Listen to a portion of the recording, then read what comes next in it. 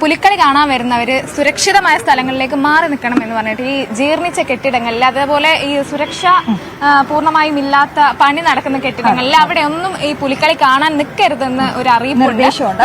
അപ്പൊ ഈ നിർദ്ദേശങ്ങളൊക്കെ പാലിച്ചുകൊണ്ടാണ് തൃശ്ശൂരുകാരെ സംബന്ധിച്ചിടത്തോളം വലിയ ആവേശത്തിലായിരിക്കും അവർ. ആ ആവേശം അത് അതിര് കടക്കരുത് എന്നുള്ള രീതിയിലുള്ള നിർദ്ദേശങ്ങളൊക്കെ വരുന്നുണ്ടെങ്കിലും അവർ എത്ര കാലമായി പുലികളി കാണുന്നതാണ്. പുലികളിയൊക്കെ അവരെ സംബന്ധിച്ച് അവരോട് അത്രത്തോളം ചേർന്ന് നിൽക്കുന്ന കലാരൂപമാണ്. അതുകൊണ്ട് തന്നെ അവർ ആ നിർദ്ദേശങ്ങളൊക്കെ പാലിച്ച് മുന്നോട്ട് പോകുമെന്നാണ്. നമുക്ക് എന്തായാലും നമ്മളിപ്പോൾ ഉള്ള വിയൂർ ദേശത്താണ്. പുലികൾ തയ്യാറാകുന്നതിന്റെ ദൃശ്യങ്ങൾ നമുക്ക് കാണുന്നു. കുറച്ചുകൂടി നമ്മൾ നേരത്തെ വന്നതിനെക്കാട്ടിൽ കുറച്ചുകൂടി കളർഫുൾ ആകുന്നു കാര്യങ്ങൾ എന്നുള്ളതാണ്.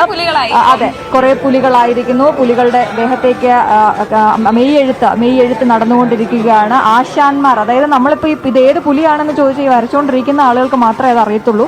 ആ പുലികൾക്ക് പോലും അറിയില്ല അവർ അവസാനം എന്ത് പുലിയാണ് ആകാൻ പോകുന്നത് എന്നുള്ളത് അവരുടെ ആശാന്മാരാണ് പറയുന്നത് എന്നുള്ളതാണ്. ഒപ്പം തൃശ്ശൂരിനെ സംബന്ധിച്ചിടത്തോളം ഇന്ന് ഗതാഗത നിയന്ത്രണമുണ്ട്. കാരണം പുലികൾക്ക് തന്നെയാണ് ഇന്ന് പ്രാധാന്യം, അല്ലെ? വാഹനങ്ങൾക്ക് മൈതാനിൽ ഉൾപ്പെടെ ഗതാഗത നിയന്ത്രണം ഏർപ്പെടുത്തിയിട്ടുണ്ട്. ഉച്ചയാകുമ്പോഴേക്കും അത് പൂർണ്ണമായി നിയന്ത്രണമാകും എന്ന കാര്യം എടുത്തു പറയേണ്ടതുണ്ട്. ഇത് എനിക്ക് തോന്നുന്നു ഓരോ അതായത് രണ്ട് ഘട്ടമായിട്ടാണ്, ഓരോ ഘട്ടമായിട്ട് വരച്ച് പൂർത്തിയാക്കി അല്ലെങ്കിൽ കുറച്ച് കഴിഞ്ഞ ആളുകൾ ഇവിടെ നിൽക്കുകയാണ്. നേരത്തെ അനുമോദിനോട് അദ്ദേഹം സംസാരിച്ചപ്പോൾ പറഞ്ഞു, ഒരാൾ സംസാരിച്ചപ്പോൾ പറഞ്ഞതുപോലെ ഈ വയറിന് ഇന്ന് ഭയങ്കര പ്രാധാന്യമുള്ള ദിവസമാണ് കേട്ടോ. അപ്പോൾ നല്ല വയറുള്ള പുലികളാണ്, നല്ല ലക്ഷണമൊത്ത പുലികൾ എന്നൊക്കെയാണ്. അപ്പൊ നമുക്ക് നല്ലൊരു വയറുള്ള പുലിയെ കാണുകയാണ്. അരുൺ പുലിയാണ് നമ്മളോട് നേരത്തെ സംസാരിച്ചിരുന്നു. അരുൺ ഇങ്ങനെ എത്ര നേരം വേണേലും വരച്ചോ എന്നുള്ള തയ്യാറെടുപ്പിൽ നിൽക്കുകയാണ് അരുൺ. എന്തായാലും നല്ല ഗംഭീര പുലിയാണ് എന്നുള്ളതാണ്. നമ്മൾ ആ മുഖമെഴുത്ത്, മെയ് എഴുത്ത് കാണുകയാണ്.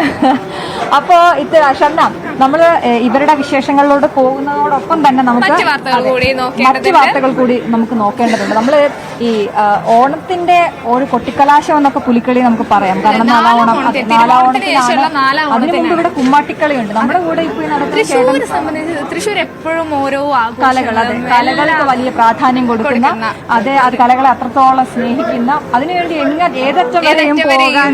അതെ, ഞങ്ങളോട് സംസാരിക്കുമ്പോൾ ഓരോരുത്തരും പറഞ്ഞു ഞങ്ങൾ കോവിഡ് കാലത്തും കളിക്കാൻ തയ്യാറായിരുന്നു എന്നാണ് പറഞ്ഞത്. അപ്പൊ എങ്ങനെയും കലയെ നെഞ്ചോട് ചേർക്കുക എന്നുള്ളത് തന്നെയാണ് തൃശ്ശൂരിനെ സംബന്ധിച്ചിടത്തോളം, തൃശ്ശൂരിലെ ആളുകളെ സംബന്ധിച്ചിടത്തോളം അവരുടെ ഏറ്റവും പ്രധാനപ്പെട്ട കാര്യം.